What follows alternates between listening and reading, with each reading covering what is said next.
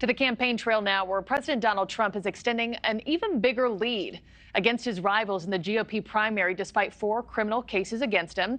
According to a Wall Street Journal poll conducted just last week, President Trump is now the top choice for 59% of GOP primary voters. His nearest rival, Florida Governor Ron DeSantis, commands just 13% of primary voters in that same poll. Let's bring in Niall Stanage now, White House columnist for The Hill. Niall, it's always good to have you on.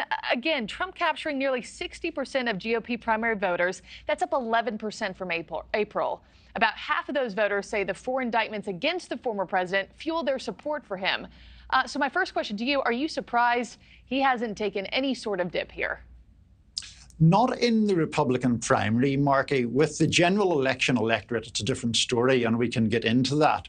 But among Republican voters, there is a widespread acceptance of former President Trump's argument, that argument being essentially that he is being targeted.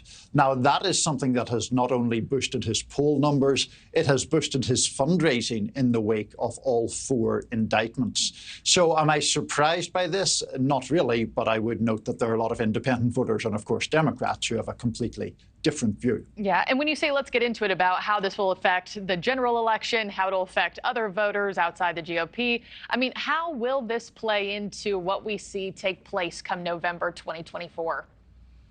So I think there's a crucial point to remember there, Marky, which is in 2020, although the election was close in the Electoral College, then President Trump lost the popular vote by about 7 million votes. So holding on to his base doesn't do him any good. He needs to add to that base. And I think these indictments cause a massive problem there, because we look at opinion polls and we see a majority or strong plurality of the overall population that does believe these charges are legitimate, that does not accept his argument that this is some kind of witch hunt. And these latest numbers are good news for President Trump, but they're terrible news for Florida Governor Ron DeSantis. And for a long time, DeSantis was seen as the sole alternative to Trump. Why has he not been able to make ground here? What do you think it is? It's one of the biggest questions of this campaign to date.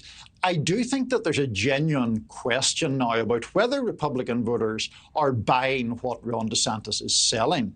His whole campaign has been premised on this idea that the Republican primary electorate was interested in a Trumpy non-Trump. That may just not be true. But in addition to that, his campaign has made a number of errors dating back to its launch. You'll remember, Marky, the Twitter Spaces launch, supposed to be this kind of innovative way to start a campaign that was just a mess. He has overspent in his campaign, which has caused him to cut back on staff. So there are strategic errors in addition to a real question about whether the rationale for his candidacy actually works. Yeah, we have seen a bit of unraveling when it comes to his camp, that's for sure. I was also surprised in this latest poll to see Nikki Haley. She's now moved up to 8%. She's coming in 3rd, above Vivek Ramaswamy at 5%. When you have such a lopsided race such as this, though, Niall, how are the other candidates justifying their decisions to stay in? Is it just simply maybe bigger dreams of 2028 and beyond? Or how do you stay in when the numbers are so off? One thing that those candidates can take some measure of comfort from, Marky, is history.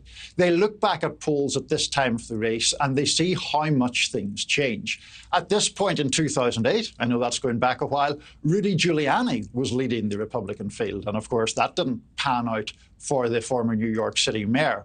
It's rare for Republicans to ever cite Democrats as a template, but they think back to 2008. Hillary Clinton led Barack Obama by a massive margin in the national polls. Obama beat her in the Iowa caucuses. The race changed at a stroke. So they cite those kind of historic examples as evidence that these races can change, however one-sided the numbers appear right now. Yeah, and I know that same poll also shows a dead heat between President Trump and President Biden, and still 17% of respondents are undecided. So we have a long way to go, Niall, until next year.